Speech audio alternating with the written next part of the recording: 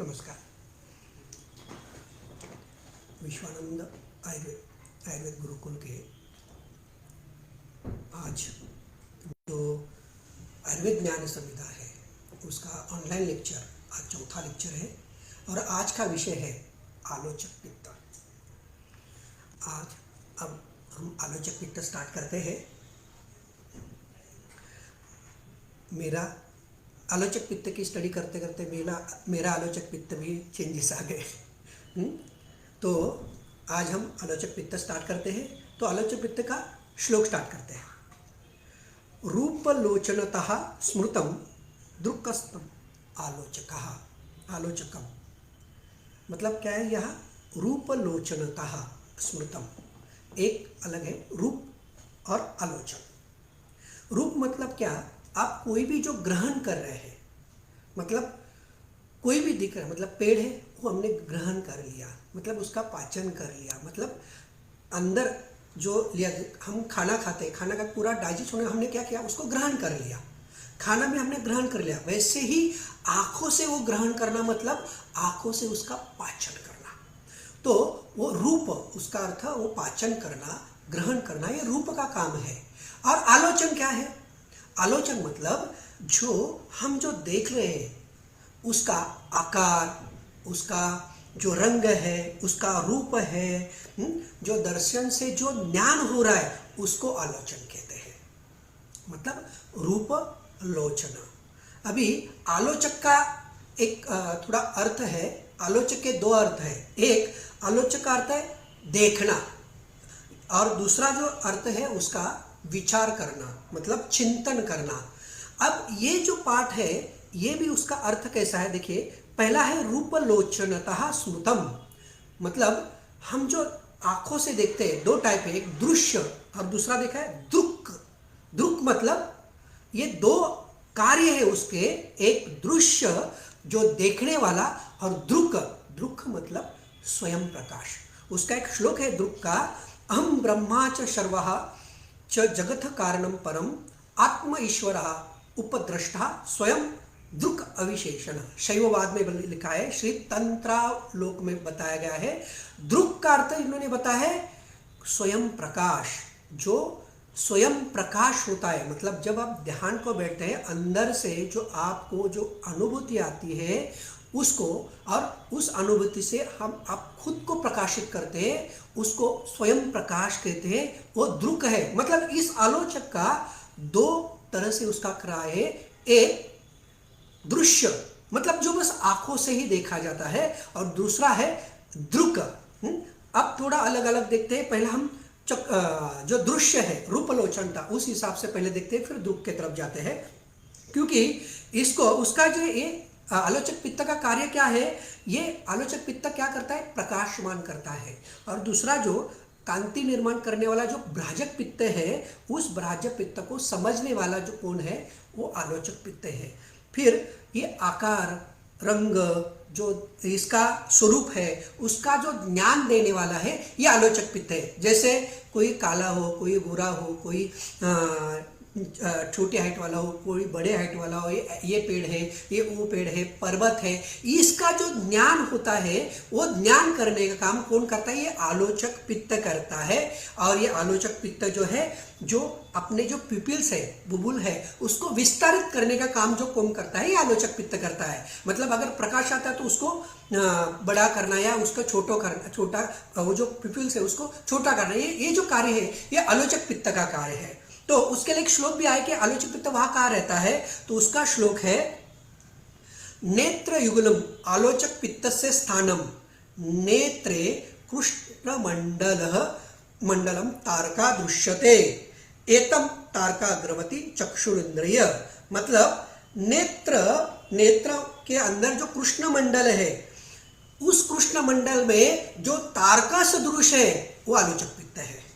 मतलब उसके अंदर, इसलिए अगर आपको जो देखना है, मतलब अगर दूर की चीज़ें हमें देखनी है, नज़दीक की चीज़ें हमें देखनी है, जो एंगल फॉर्म होने वाला है, जो प्रकृति या प्राकृत जो स्थिति प्राप्त होने वाली है, आलोचक पित्त है। इसलिए अगर आलोचक पित्त में बिगड़ आ गया, ये जो चश्मा लगना है, जो दूर का नहीं देख रहा है, नज़दीक का नहीं देखना है, डबल देख रहा है, कुछ उसके कलर प्रॉपर नहीं दिख रहे, ये जो प्रॉब्लम होता है, ये प्रॉब्लम होता है आलोचक पित्त दृष्टि के वजह से ये प्रॉब्लम आने लगते हैं। इसलिए हमें ये आलोचक पित्त समझ लेना बहुत जरूरी है।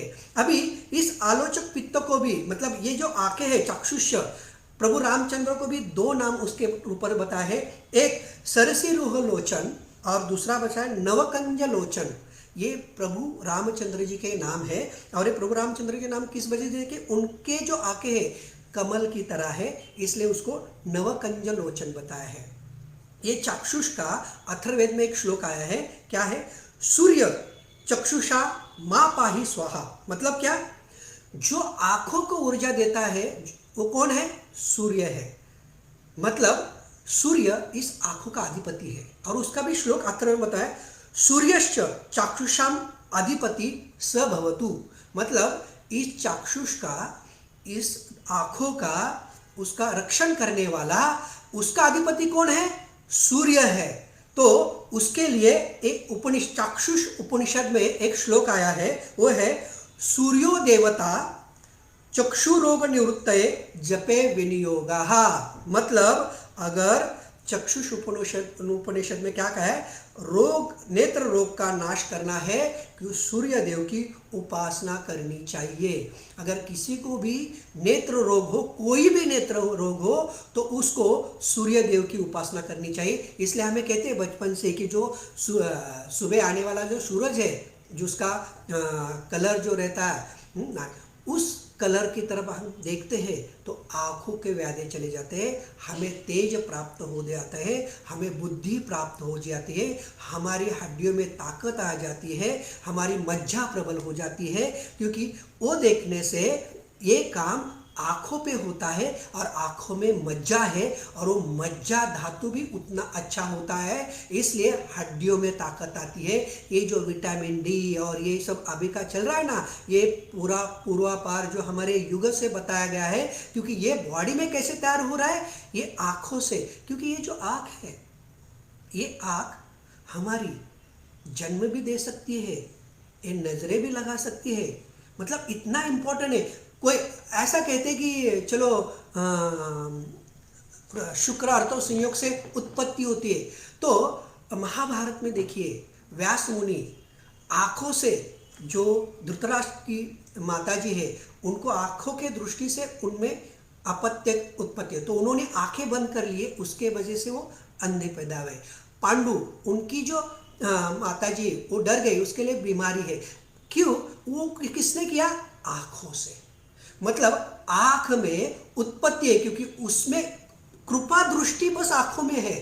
इसलिए हम कहते हैं ना, सदगुरु जी हमें हमारे ऊपर कृपा दृष्टि डालो, कृष्ण जी, मतलब कृपा दृष्टि, मतलब इस कृपा से ही उत्पत्ति हो सकती है, इस कृपा से ही पोषण भी हो सकता है। इसलिए जो कछुआ है, वो कछुआ अपने बच्चों को खाना नहीं खिलाता, ओनली आंखों से उसका पोषण करता है। मतलब आंख पोषण कर सकती है, आंख उत्पत्ति कर सकती है, क्योंकि ये सब आलोचक पित्त से हो सकता है।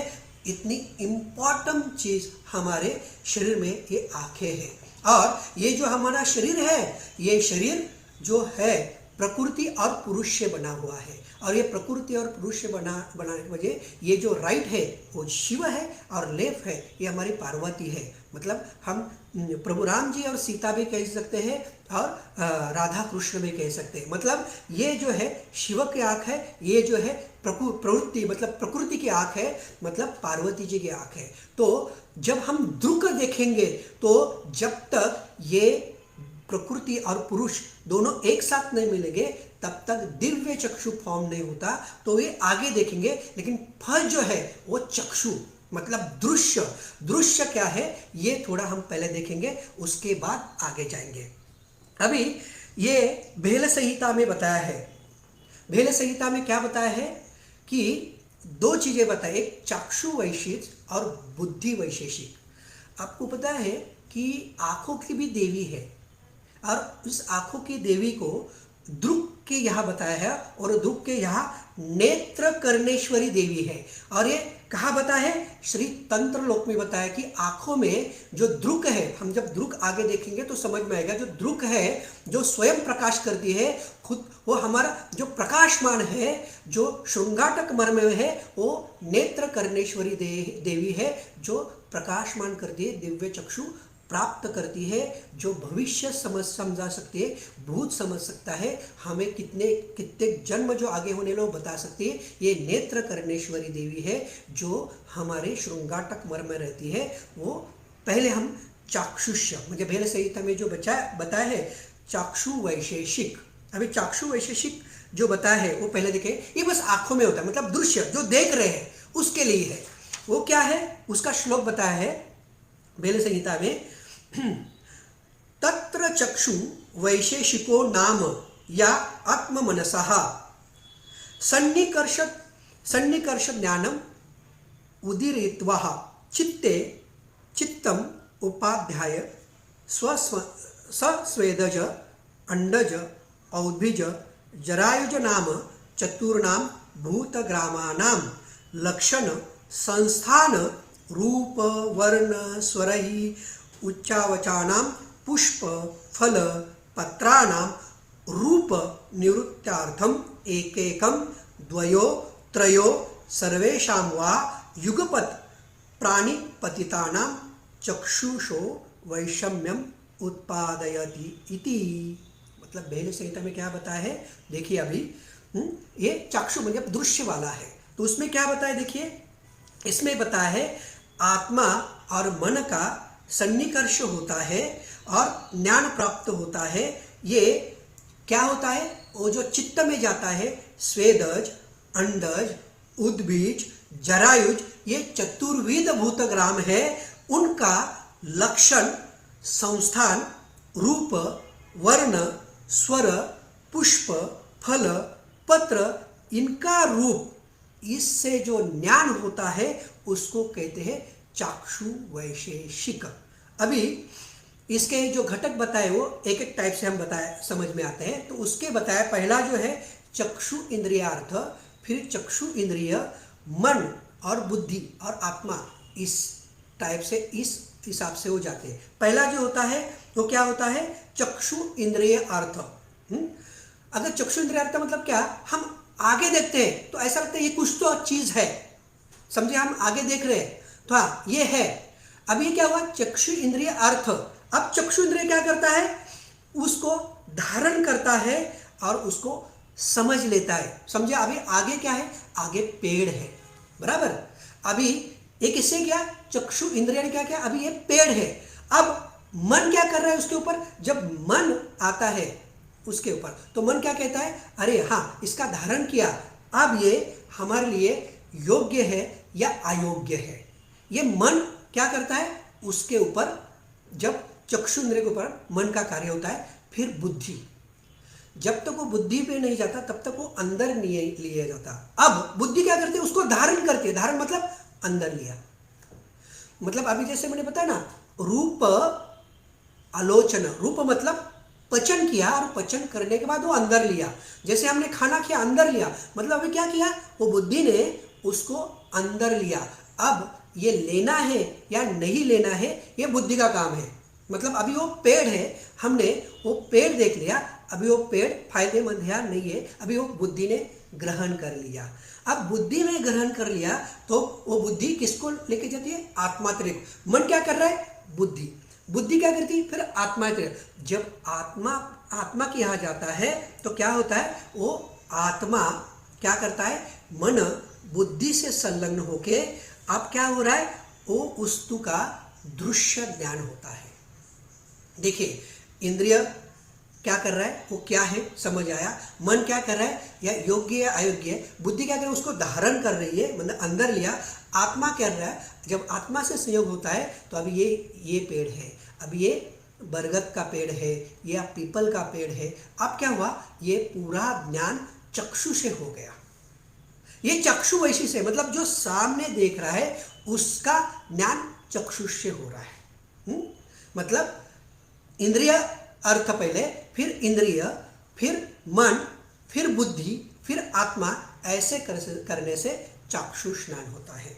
अब ये चक्षुष ज्ञान से सामने का दिख रहा है, दूर का दिख रहा है, बहुत प्रकाश वो भी दिख रहा है, अंधेरा उसमें भी चेंजेस आ रहे हैं, डबल दिख रहा है, कलर में कुछ चेंज आ रहा है, ये सब ज्ञान हो रहा है। ये पूरा सन्निकर्ष जो है वो मन, बुद्धि और आत्मा का जब संयोग होता है, सन्निकर्ष होता है, तभी वो चाक्षुष ज्ञान होता है। अभी ये चाक्षुष ज्ञान होने के बाद इसको चाक्षुष वैशिष्य कहा है। अभी आँखों का और हमारे शरीर का कितना इंपॉर्टेंस है हम देखते हैं। अभी मैंने कहा कि आलोचक पित्त हमारे पूरे शरीर में उसका कार्य होता है। एक एग्जाम्पल देते रहो, ग्रहणी और आलोचक पित्त का कार्य कैसा होता है।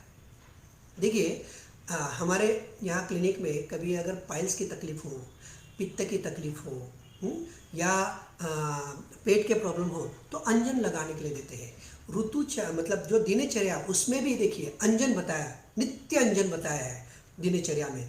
अभी अंजन लगाने से गुद के हेमोरॉइड्स भी कम हो जाते हैं, पित्त भी कम हो जाता है, पचन भी अच्छा होता है। ये कैसे हो रहा है? देखिए, आँखों में क्या है? आँखों में है आलोचक पित्त, लेकिन आँखें किससे बनी है? आँखें बनी है मज्जा धातु से, बराबर। और मज्जा देखिए, और हमारा श्लोक है ग्रहणी में, पित्त धरा कला सायो मज्जा धरा कला, मतलब जो पित्त धरा कला हम मुख से गुद तक बताते हैं, तो मज्जा धरा कला भी है। तो अगर आँखों में हम अंजन करते हैं तो पित्त अच्छा होता है, वैसे अग्नि भी अच्छा होता है। अग्नि अच्छा होने की वजह से लिवर का जो प्रेशर है वो कम होने की वजह से हीमोरॉइड्स कम हो जाते हैं। करके देखिए, अंजन डालने के बाद भी पाइल्स भी कम हो रहे हैं और पेट का प्रॉब्लम भी सॉल्व हो रहा है। और सबसे इम्पोर्टेंट, जो आँखों में चश्मा आता है, आँखों के प्रॉब्लम्स आते हैं, तो आयुर्वेद में अगर ये चश्मा का प्रॉब्लम हो या बाकी आँखों के प्रॉब्लम हो, वो कम क्यों होते हैं? क्योंकि ओनली आँखें नहीं दिखाए, आँखों का प्रॉब्लम नहीं होता। जब ये जो आँखों में जो मज्जा धातु है, उसके सेल्स कहाँ तैयार हो रहे हैं? ग्रहणी में तैयार हो रहे हैं। अगर वो ग्रहणी में सेल्स तैयार होके अगर आँखों को उसको पोषण कर रहे हैं, तो अगर वो ग्रहणी बिगड़ गई, वो पचन बिगड़ गया, तो ब्रेन सेल्स तैयार नहीं हो रहे, मज्जा धातु अच्छा तैयार नहीं हो रहा, और मज्जा धातु अच्छा तैयार नहीं होता, आँखों का पोषण प्रॉपर नहीं हो रहा है। आँखों का पोषण प्रॉपर नहीं होता तो आँखों में प्रॉब्लम आ रहा है, चश्मे का नंबर बढ़ रहा है, या बाकी के प्रॉब्लम उसमें आ रहे हैं। तो उसके लिए अगर आँखों के नंबर भी कम हो रहे तो ग्रहणी की चिकित्सा करनी पड़ती है, कोष्ठ की चिकित्सा करनी पड़ती है, पचन की चिकित्सा करनी पड़ती है, तो नंबर कम हो जाते हैं। ओनली आँखों को नहीं देखना है, क्योंकि उसकी उत्पत्ति कहाँ से और क्या है ये देखना बहुत जरूरी होता है। ये ठीक है। अब पाचक पित्त का और आँखों का भी हम देखते हैं। देखिए, पाचक पित्त का और आँखों, आलोचक पित्त का और आँखों का क्या संबंध है? देखिए, आपने कभी कुछ खराब चीज़ देखी, बहुत गंदी की चीज़ देखी, आपको क्या होता है? रुल्लास आने लगता है, उल्टी जैसा फीलिंग होने लगता है। आपने यहाँ देखा और उल्टी जैसा फीलिंग इंटेस्टाइन में, स्टमक में आ रहा है, इसका इफेक्ट वहाँ हो रहा है। देखिए, आपने कुछ अच्छा देखा, आप कहाँ निसर्ग में गए, तो आपको फ्रेश लगता है, भूख लगने लगती है, अच्छा लगता है, एनर्जी फ्रेश होते हैं, आँखों में शांति आने लगती है, आँखों से देख के चीज़ें आने लगती है। मतलब आँखों का इतना इम्पोर्टेंस हमारे पचन शक्ति पे, पाचक पित्त पे, हमारे शुक्र धातु पे, मज्जा धातु पे, ग्रहणी पे है, तो आँखों से इसके ऊपर इफेक्ट आने लगता है। दूसरी बात, आलोचक पित्त या आँखों का और हृदय का संबंध हम देखते हैं। देखिए, कभी भी देखिए, अगर हृदय बंद हुआ तो आप क्या चेक करते हैं? अगर कोई कोमा में हो, बीपी और पल्स नहीं दिखते, लेकिन आप क्या चेक करते हैं? आंखें चेक करते हैं पहले। देखिए, 4th मंथ में हृदय की भी उत्पत्ति है और आँखों की भी उत्पत्ति है। इसलिए अगर आपने कुछ डरावना देखा, आँख में देखा, तो पाल्पिटेशन बढ़ने लगता है, डर नहीं लगने लगता है। मतलब आँखों से देखा और कहाँ चेंजेस आ रहे हैं? हृदय पे चेंजेस आ रहे हैं, उसके चेंजेस आ रहे हैं। तो आँखों की प्रॉब्लम हो तो हृदय की चिकित्सा करते हैं, हृदय की प्रॉब्लम हो तो आँखों की जो ट्रीटमेंट है वो करते हैं। ये वैसे वर्षा है, मतलब इतना डीप साइंस आयुर्वेद में बताया है। तो आलोचक जो पित्त है उसका इफेक्ट साधक और आलोचक का आप समझ लीजिए, मतलब इतना घनिष्ठ दोनों पित्तों का, पाचक का, आलोचक का, साधक का, धातु के हिसाब से मैं आपको बता रहा हूँ। इसलिए हृदय की और आलोचक पित्त की आँखों का इतना संबंध है। तो ऐसे ही पूरे शरीर में उसका संबंध है। तो जस्ट एग्जाम्पल मैंने आपको ग्रहणी, हृदय और पाचक पित्त के हिसाब से आपको बताया। थोड़ा आगे जाते हैं क्योंकि टाइम कम है। आज जाते हैं बुद्धि वैशेषिक ज्ञानम। अभी हमने देखा चक्षु वैशेषिक, अब देखते हैं बुद्धि वैशेषिक आलोचक पित्त। अब थोड़ा अलग है क्योंकि ये अभी नॉर्मल के जगह थोड़ा अलग जाएंगे, क्योंकि हमारा जो है धर्म, अर्थ, काम, मोक्ष, ये जो बताए गए वात, पित्त और कफ, ये चारों के हिसाब से है। तो हमारा कोई भी पित्त हो, हमारा कोई भी वात हो, हमारा कोई भी कफ हो, तो हमें धर्म, अर्थ, काम और लास्ट में मोक्ष की तरफ कैसे जाना है, उसके हिसाब से वो सब बताया गया है। अब हम जाएंगे बुद्धि वैशेषिक चाक्षुष्य। अब ये क्या करता है, ये बुद्धि वैशेषिक जो आलोचित पित्त है वो क्या करता है, परब्रह्म ज्ञान की प्राप्ति करता है। परब्रह्म ज्ञान की प्राप्ति है इसमें। और उसका एक श्लोक मैं आपको बता देता हूं। बुद्धि वैशेषिको नाम यो भ्रुवोर मध्य श्रृंगाटकस्थ। मतलब देखिए, जो भ्रू के मध्य में है, जहाँ श्रृंगाटक मर्म है, जहाँ आज्ञा चक्र है, उस आज्ञा चक्र में ये स्थित है। ये कौन सा, ये आलोचक पित्त कहाँ है, अंदर का दृक। अभी मैं दृक आ रहा हूं, अभी देखा दृश्य, अब आ रहा हूं दृक के ऊपर। ये जो दृक है कहाँ स्थित है, श्रृंगाटक मर्म में। कहाँ बताए, भ्रुवोर मध्य, मतलब दोनों भ्रुव के जो मध्य है उस मध्य में वो स्थित है। अब वो क्या कार्य करता है, देखिए, सुसूक्ष्म सूक्ष्म अर्थान आत्मकृतान गृह्णाति, गृहीतम धारयति, धारितम प्रत्युदाहरति, अतीतम स्मरति, प्रत्युत्पन्नं कृत्वा अनागतं प्रार्थयति, जातमात्रश्च पुनर् अनुपदिष्ट स्वभावः मातुः स्तन्यम अभिलाषति, ध्याने प्रत्याहार योजनाश्च बुद्धि वैशेषिकम उत्पादयति। देखिए ये क्या होता है, भ्रू मध्य के श्रृंगाटक मर्म में इसका स्थान है। ये सूक्ष्म, अति सूक्ष्म अध्यात्म ग्रहण करता है। सूक्ष्म, अति सूक्ष्म आध्यात्मिक ज्ञान का ग्रहण करता है और ये अज्ञान को दूर करता है। और अज्ञान को दूर करते ही ये क्या करता है, अतीत का स्मरण भी करता है, भविष्य का स्मरण भी करता है। और इसके लिए यहाँ एक बताया कि ये क्या करता है, बुद्धि वैशेषिक ज्ञान। इसलिए बार बार ये बुद्धि वैशेषिक ज्ञान प्राप्त होने के लिए मातृस्तन्य की अभिलाषा प्राप्त हो जाती है। मातृस्तन्य की अभिलाषा मतलब पुनः पुनः जन्म लेना पड़ता है बुद्धि वैशेषिक ज्ञान प्राप्त करने के लिए। क्या कहा है, श्लोक देखिए, स्तन्यम अभिलषति ध्याने प्रत्याहार योजनाच। ध्याने प्रत्याहार मतलब आप जब ध्यान लगाते हैं तो क्या होता है, ये जो ज्ञानेंद्रिय है उसका प्रत्याहार होता है। मतलब क्या होता है, देखिए जब ध्यान लगाते हैं तो क्या हो रहा है, आपके आंखें अंदर है, आपके कर्ण अंदर है, आपकी सांस भी जा रहे, आपके हाथ कोई कार्य नहीं कर रहे, आपका दिमाग शांत है। प्रत्याहार जो कार्य है वो कार्य बंद होके आत्मिक अंदर का ध्यान चल रहा है। ये दृक है, आत्मिक आध्यात्मिक ध्यान होता है। अब अंदर की उसको दृक स्वयं प्रकाशित जो होना है वो अंदर, उसको ध्याने प्रत्याहार योजनाश्च। इसके लिए जो बताया है ये आलोचक पित्त बुद्धि वैशेषिक। अभी कार्य कैसा करता है, अब उसका कार्य बताया। देखिए क्या है इसका कार्य है, ये क्या करता है, आत्मा जो है, इस आत्मा द्वारा जो सूक्ष्म अनुभव हो उसका असाधारण जो है उस सूचना का ग्रहण करता है। आत्मा से अंदर अपनी आंखें बंद की है, अब वो ध्यान चल रहा है, उसका क्या कर रहा है, वो धारण कर रहा है। अब वो बुद्धि क्या कर रही है, अब ये बुद्धि क्या कर रही है? बुद्धि उस जो ग्रहण किया है, देखिए श्लोक में क्या कहता है, सूक्ष्मान अर्थान आत्मकृतान ग्रहणाति, फिर गृहीतम धारयति, मतलब अभी जो बुद्धि क्या करते हैं, जो सूक्ष्म उसका धारण कर रही है, फिर उसके बाद क्या कर रहे हैं, धारण किए हुए जो है, उस धारण किए बुद्धि ने जो धारण किया है उसका जो प्राप्त ज्ञान है वो व्यक्त करना, फिर वो ज्ञान व्यक्त करने के वजह से वो स्मृति में जाता है, और जो स्मृति है क्या होती है, मतलब जो घट गई है जो घटना, वो जो घटना है वो घटना हमें याद आती है। देखिए किसी आप सदगुरु के पास जाते हैं तो सदगुरु बोलते हैं, अरे आपने पिछले जन्म में ये कर्म किया, या अभी अभी आपने ये भगवान जी को ये बात बताया बोली है तो वो आपने वो नहीं किया, आपने यहाँ जाके वो बताया, तो वो क्या कर रहे हैं कि जो पीछे जाके जो जो स्मृति में है जो उन्होंने किया है वो स्मरण करके उनको बता रहे कि आपका ये रह गया, आपका वो रह गया।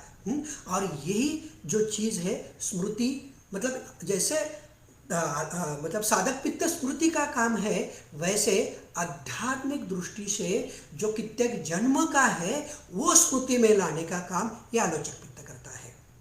देखिए जैसे साधु मतलब जो संत लोग होते हैं, जो आध्यात्मिक लेवल बहुत उच्च कोटि के लोग होते हैं, तो ध्यान में बैठ के भी उनको अगर उनको देखना है कि अभी महाभारत चल रहा है, वो महाभारत भी अभी देख सकते हैं। अगर उनको रामायण भी देखना है तो अभी बैठ के रामायण भी देख सकते हैं। अगर उनको पीछे श्री कृष्ण की जो लीला है वो देखनी है, वो लीला भी देख सकते हैं। मतलब वो जो स्मृति में कितने जन्मों का, कितने सालों का जो है वो भी स्मृति में लाने का कार्य कौन करता है? ये आलोचक पित्त करता है। आपके और आपको भूत काल में लेके जा सकता है, और सबसे इंपॉर्टेंट आपका ये स्मृति भविष्य काल में, मतलब भविष्य में जो घटने वाली घटना है, मतलब आपको ये तारीख को ये होगा, आपको ये तारीख को ये चीज़ें होगी, आपके इस साल में ये होगा, आपके उस साल में ये घटना होगी। बहुत उदाहरण मैं यहाँ नहीं दे सकता कि ऐसे बताते हैं इस तारीख को ये घटना आप में घटने वाली है, तो आपको खुद को ही ये पता चलता है। जो हमारे सदगुरु जी थे उन्होंने तारीख लिख के रखी थी, सब लिख के रखा कि क्या क्या होने वाला है, तो कितने सालों वाला पहले उन्होंने पहले लिख के रखा था कि ऐसे ऐसी चीज़ें होने वाली है। अब देखिए कौन से साल और उन्होंने कितने साल आगे वाला लिख के रखा था। तो ये जो बुद्धि वैशेषिक है ये स्मृति में पीछे भविष्य में भी भूत में भी जा सकता है, और सबसे इम्पॉर्टेंट ये जो है ये भविष्य में आगे जाके आगे कौन सी घटना घटने वाली है ये भी आलोचक पित्त बुद्धि वैशेषिक ज्ञान से प्राप्त कर सकता है। इसलिए ये जो आत्मज्ञान है, आत्मनिरीक्षण शक्ति है, ये जो आत्मनिरीक्षण शक्ति है ये आलोचक पित्त से आती है। इसलिए उसको एक श्लोक में आपको बता देता हूँ, पतंजलि योग सूत्र में है, ये कहा है, ये असंग उदासीन अक्षिकुटस्त्र ब्रह्मोपाधि च प्रवर्तते। अभी उसका और एक श्लोक बताया है, पतंजलि योग सूत्र में बताया है, क्या है, प्रवृत्त्या लोक न्यासात सूक्ष्म विवाहित विप्रकृष्ट ज्ञानम भ्रुव ज्ञानम सूर्य संयमात चंद्रे तारा व्यूहम ज्ञानम मूर्ध ज्योतिषी सिद्ध दर्शनम। मतलब क्या, ये जो सूक्ष्म ज्ञान है, जब भ्रू मध्य दृष्टि रख के जो सूक्ष्म ज्ञान है ये क्या कर सकता है, ये सूर्य चंद्र तारा इनके सबके ज्ञान आपको दे सकता है। जो हमारे जो भगवंत है उनके ज्ञान शब्द दे सकता है, और मधुर ज्योतिष इनका प्रकाशित होने के वजह से ये सिद्ध का दर्शन भी दे सकता है। मतलब सिद्ध दर्शन होता है, किससे होता है, अंदर वाली जो दिव्य दृष्टि है उससे वो सिद्ध दर्शन होता है। लेकिन ये दिव्य दृष्टि कब प्राप्त होती है, ये जो अंदर का जो दुख है कब होता है, अभी मैंने बताया, ये जो प्रकृति और पुरुष है, जब ये प्रकृति और पुरुष एक हो जाते तभी होता है।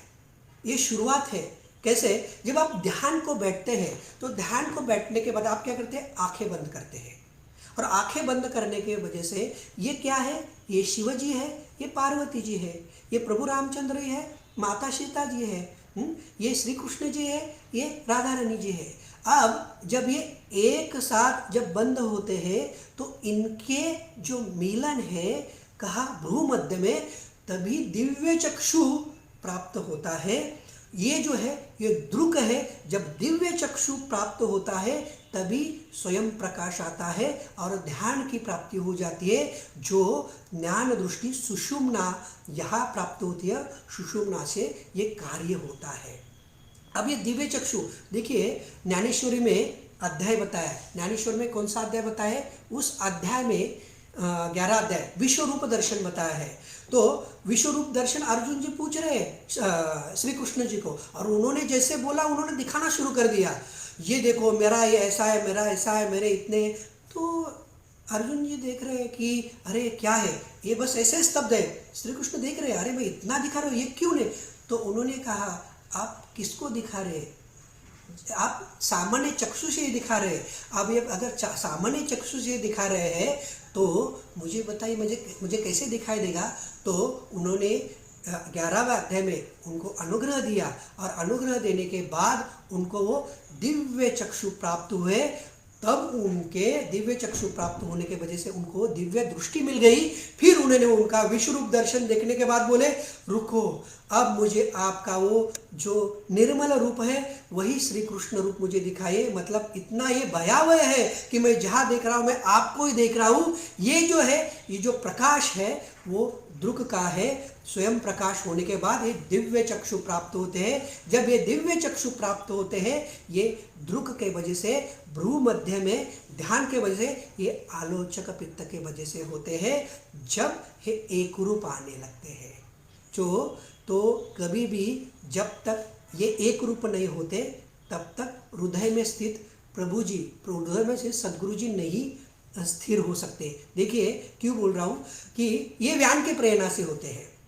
और व्यान का स्थिरता कब आती है? व्यान का जब आप शांत होते, जब आप आंखें बंद हो जाती है। देखिए सोने के बाद तो काम चल रहा है, लेकिन आप रूटीन काम करते हैं तो आप चल रहे फिर रहे हो। तो व्यान का काम है उत्क्षेपण, आकुंचन, प्रसारण, जो काम है उसका उन्मेष निमेष जो काम है वो व्यान की प्रक्रिया है।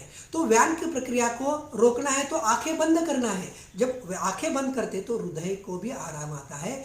जो इसके जो एक रूप होता है तो हृदय में स्थित जो प्रभु जी है वो क्या होते हैं, वो हमें समझ आने लगते हैं। तो ये समझ किस वजह से आ रहे हैं? आलोचक पित्त की प्रेरणा से हमें समझ में आ रहे हैं। तो देखिए ये जो है वो सूक्ष्म स्वरूप में आते हैं। जब जो दृक स्वयं प्रकाश हो जाता है तो क्या होता है? देखिए तब मीरा जी कहते हैं, क्या कहते हैं मीरा जी कि देखो मैं जहाँ देखूँ कृष्ण ही कृष्ण है, मैं चल रही हूँ कृष्ण है, ये मिट्टी भी कृष्ण है, ये पर्वत भी कृष्ण है, ये जो है पेड़ भी कृष्ण है, मेरे कृष्ण जी है।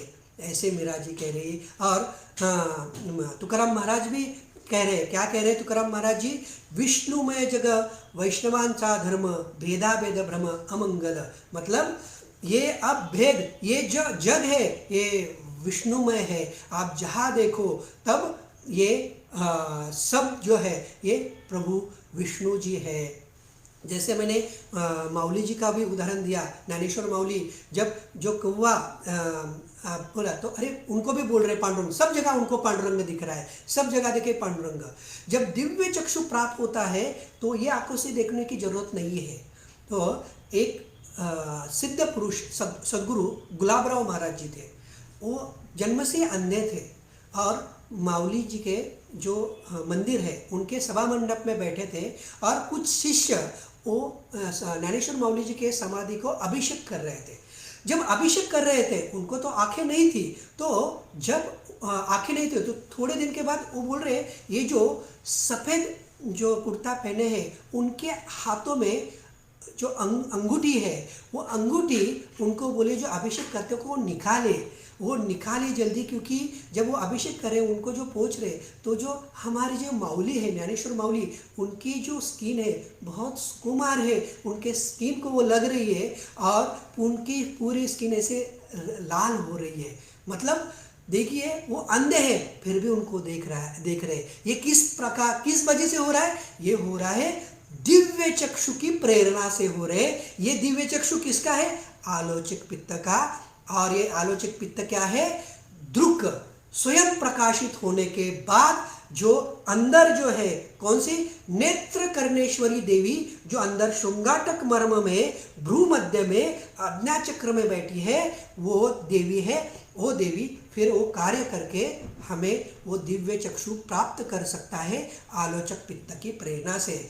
ऐसे इस प्रकार से ये सब कार्य कौन से किसका कार्य हम देख रहे हैं? आलोचक पित्त का। कैसा है?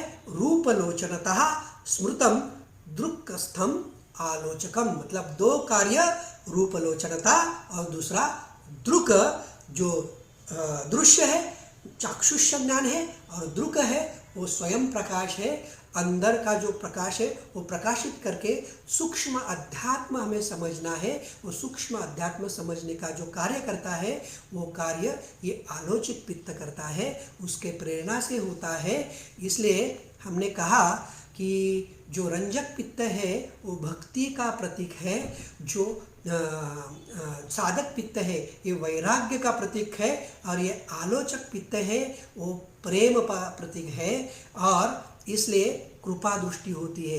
देखिए, आँखों से नज़र लगती है, आँखों से कृपा दृष्टि भी होती है। मतलब आँखों से अच्छी वो चीज़ें भी होती है, और आँखों से जो गलत है वो भी चीज़ें हो सकती है। मतलब हम देखते हैं आँखों से, ये क्यों? क्योंकि वो जो शक्ति है, वो शक्ति कौन सी है? ये आलोचक, रूपलोचनता। उस वजह से ये तकलीफें होने लगती है। ये जो दिव्य शक्ति, दिव्य रूप, दिव्य जो प्रभु जी बैठे हैं, ये रूपलोचनता, ये आलोचक पित्त है। उस आलोचक जो है प्रेम का प्रतीक है। उस आलोचक पित्त को प्रणाम करके मैं ये जो अभी जो ज्ञान मेरे गुरु ने जो बताया, उस ज्ञान का और वो सब ज्ञान मेरे सद्गुरु जी के चरणों के ऊपर अर्पण करके मैं ये आलोचक पित्त का जो व्याख्यान अभी जो मैंने बताया उसका वहाँ पर मैं यहाँ रुकता हूँ। धन्यवाद।